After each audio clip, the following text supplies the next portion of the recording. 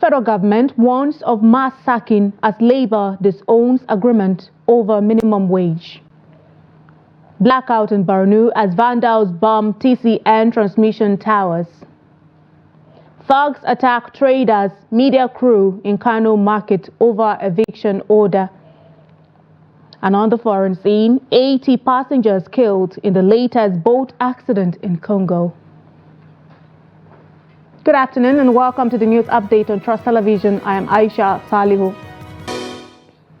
And now the news in detail. The federal government on Wednesday admonished organized labor to consider the broader economic implications of its push for an unrealistic higher national minimum wage.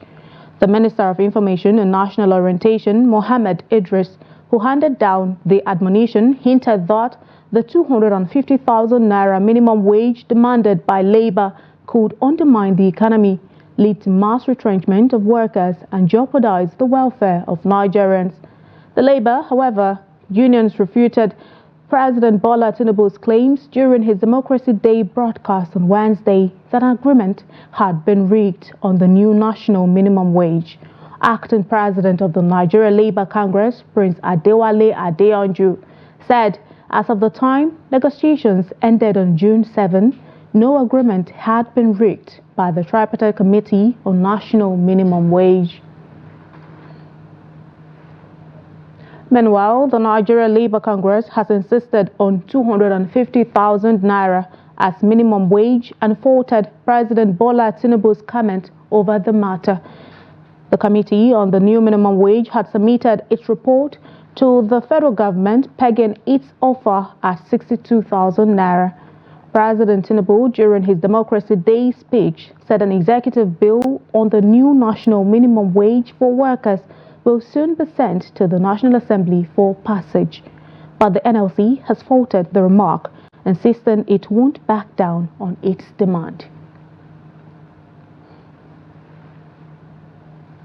The Federal High Court sitting in Lagos on Tuesday discharged an order made by Justice Tijani Garuba Ringim, which forfeited a property and the sum of 725.3 million naira linked to a former Nigerian Maritime Administration and Safety Agency, Patrick Akpobolekemi. Justice Chukwujekwu Aneke discharged the interim order while ruling on the processes filed by parties in this suit. The court also dismissed the Economic and Financial Crimes Commission motion on notice for a final forfeiture order of the assets. This ruling paved the way for the former NIMASA Director General to recover the assets.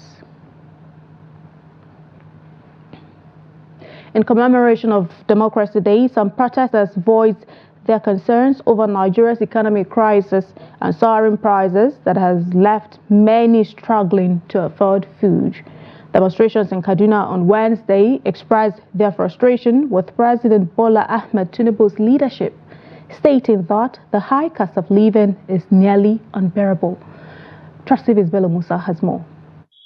They are members of the Federation of Informal Workers in Nigeria, Kaduna State Chapter, and a coalition of civil society groups marking June 12 by expressing their grievances over the hardships in the country. So there's no particular side of this country that people are really having it uhuru to themselves. That's why we are all, united in poverty.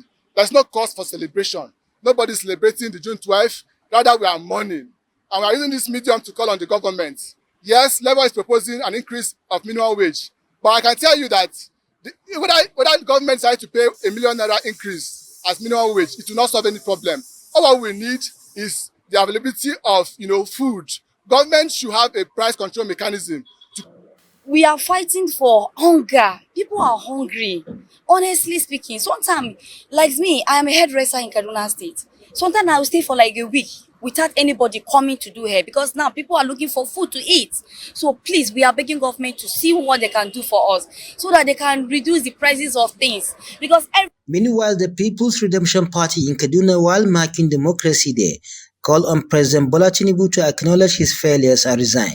They emphasized that Nigeria has experienced some of its most difficult times during President Tinubu's tenure.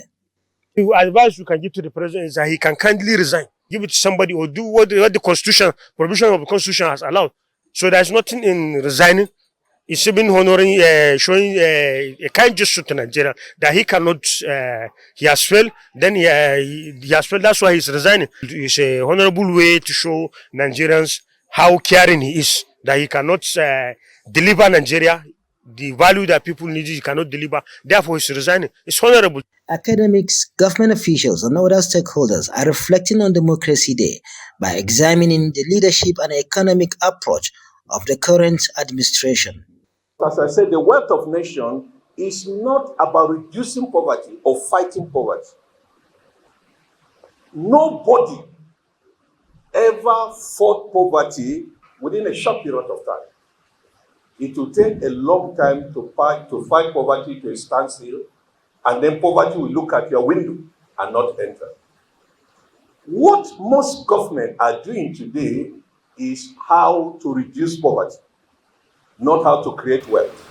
Is to stand before you today on our Democracy Day, when we celebrate our struggle for entrenchment of the government of the people, for the people, by the people.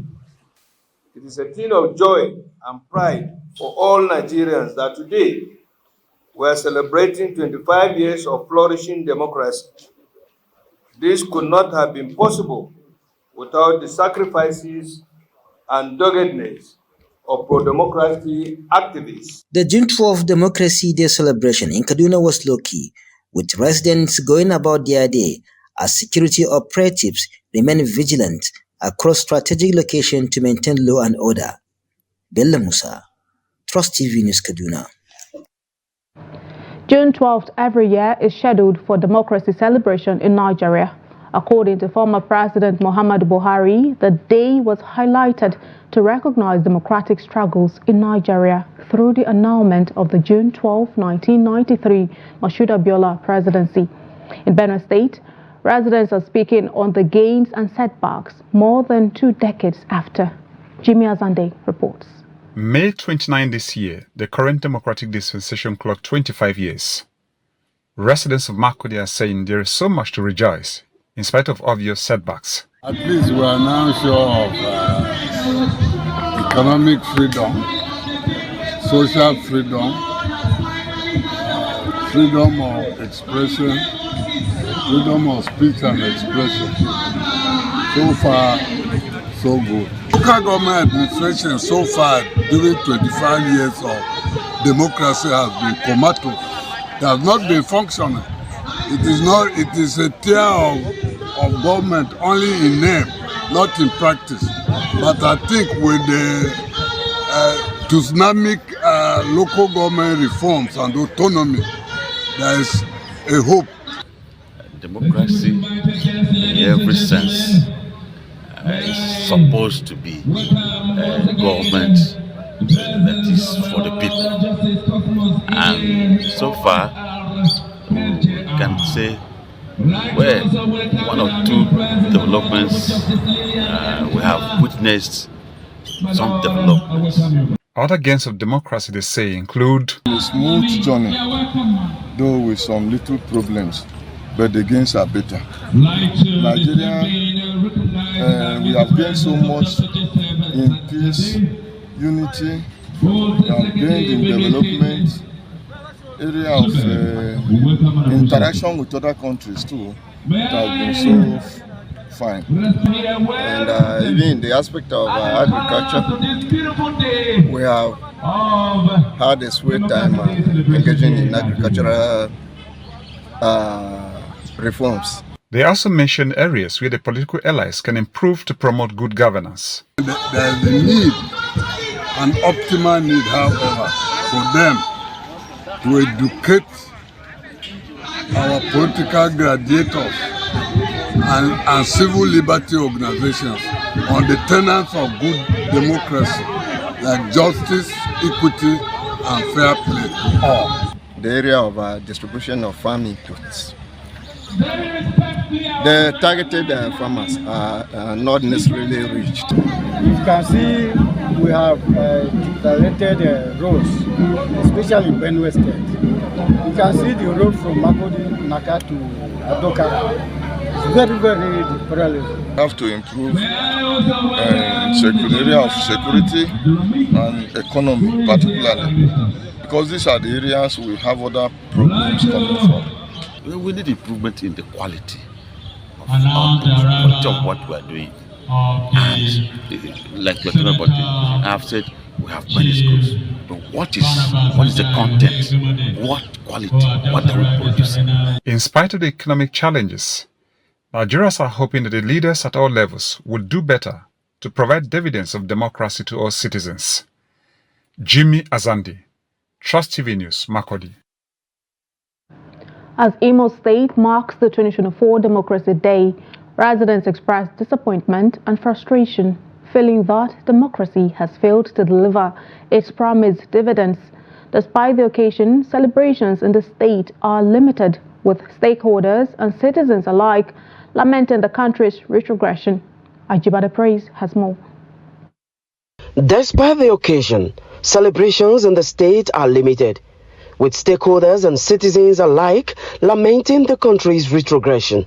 There's nothing to celebrate much because everybody is hungry. If you go to the market, the price of rice, price of garri, everything is skyrocketed. Fuel is on increase. Leadership is supposed to be about the people. And if leadership does not connect to the people, then it's not good leadership. If the people are suffering, it's not good leadership. So I encourage the government to look into the challenges in the system. That the June 12th celebration is not worthy to be celebrated by Nigerians. Because if we want to celebrate June 12th, there should be a system where the people will be happy. Nigerians should be happy because we have everything. Look, can you talk about power? We have no power, no light. What are you talking about? The fuel? You cannot talk about that. Eze Oliver Ohawe, the traditional ruler of Isiala Mbano, described the high levels of insecurity and economic hardship, lamenting the nation's developmental setbacks. Democracy is government for the people and the people. But in Nigeria, democracy in Nigeria is for certain individuals. As a traditional ruler, you people know me. I'm concerned about the masses who voted our people. Masses who cried and exited the military regime, the dictatorship. Theophilus Ekechi, an APC chieftain, shares similar concerns, echoing the sentiments of many stakeholders in the political sphere. But more importantly, the fact that we are going through all that we have, and yet we continue to sing the national anthem together. We continue to raise the green, white, green flag in unity. In spite of all the disgruntled tendencies, I think we have done well. As Nigeria celebrates its 25th Democracy Day, many remain delusioned, expecting more progress and solutions to the country's numerous problems. Nigerians question why the country's democracy is falling short of expectations in addressing these issues, which should have been alleviated or minimized. Ajibade Praise, Trust TV News, Owerri. The Transmission Company of Nigeria has stated that two of its towers, T193 and T194, along the Damaturu-Maiduguri 330 kilovolt single-circuit transmission lines have again been destroyed by vandals. The General Manager of Public Affairs, TCN, Ndidi Mba, said this in a statement in Abuja on Wednesday. According to Mba, the incident happened at about 10:15 p.m. on Tuesday when the 150 megavolt ampere power transformer at Molai substation tripped. She said the tripping happened at the same time as the 330 kilowatt transmission line supplying bulk power to Maiduguri from Damaturu transmission substation. Hundreds of traders have been displaced from the popular Kantinkwari market after Kano state government directed them to vacate their temporary shops. Trust TV's correspondent Idris Jibrin reports that the traders are asking the state government to reconsider its decision or provide them with permanent place. These are temporary shops attached to Kano Eid ground where thousands of traders earn a living for years. There are at least 5,000 traders here who have been directed to vacate the premises by the Kano state government. According to these traders, they were instructed by the State Urban Planning and Development Authority to leave the area without an alternative to conduct their business dealings, leaving them in limbo. Earlier, the Kanubda had asked us to vacate this place, and we told them we are going to move our goods gradually. Unfortunately, we wake up this morning with some thugs who forced us to start removing our goods, stealing our goods.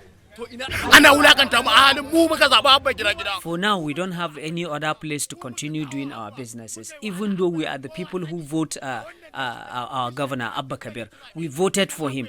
We loved him. But this is where it brings us to. They have completely destroyed our lives. While protesting the government's decisions, the traders say earlier in the day, thugs were sent to force them out. The thugs who later attacked Trust TV and Daily Trust crew while filming the damages done to the traders. Well, at the moment, they have damages all our goods. Some were stolen by the thugs who came here. And then, for now, we don't know what to do. We are just asking the governor to reconsider his decision by providing us with alternative place where we can continue doing our trade. At the moment, all the temporary shops at the Kofarmata Eid ground have been destroyed, as traders say they have lost their life savings. Idris Jubrin, Trust TV News, Kano. Barely days to the commencement of Hajj rituals in Makkah, the National Hajj Commission of Nigeria has concluded the airlift of 65,000 Nigerian pilgrims to the Kingdom of Saudi Arabia for the 2024 pilgrimage. Sharif Al-Hassan takes a look at the preparedness of the pilgrims ahead of Arafat Day and the commitment of the Adamawa state government towards the welfare of its pilgrims in the Holy Land.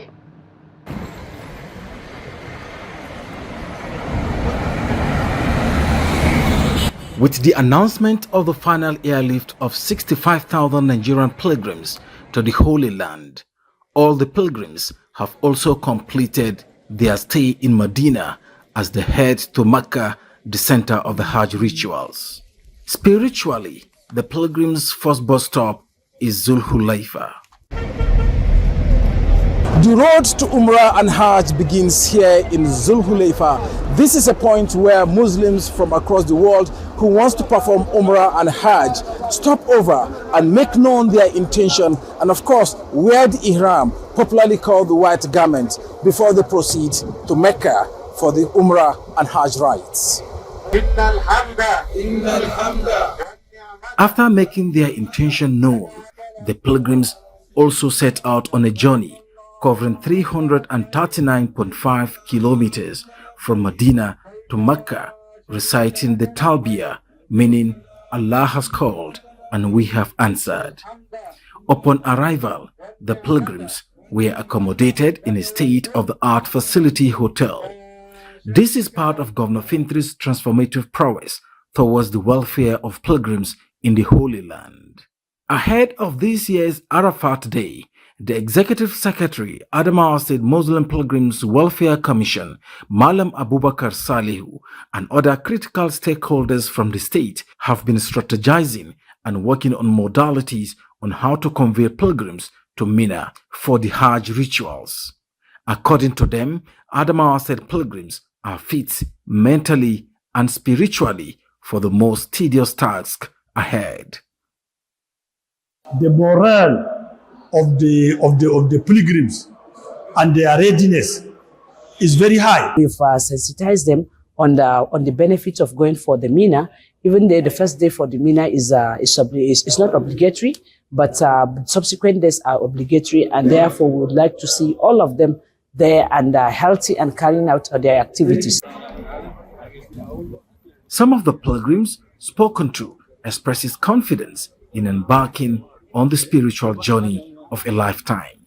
I feel joy, and I definitely am ready to perform the work by the grace of God. I'm well prepared to ensure that I have perform the Hajj, inshallah. For now, Adamawa State pilgrims are in high spirit to be part of this year's Arafat Day in the Kingdom of Saudi Arabia. Hajj commemorates the journey of Prophet Ibrahim and his son Ismail, as well as the trials they faced. It's a spiritual journey that promotes unity and equality among Muslims from all walks of life. From Makkah to Makarrama, Sharif Al-Hassan, Trust TV News. On the foreign scene, and to a sad development, a boat carrying more than 270 passengers has capsized on a river near Congo's capital of Kinshasa, leaving more than 80 dead.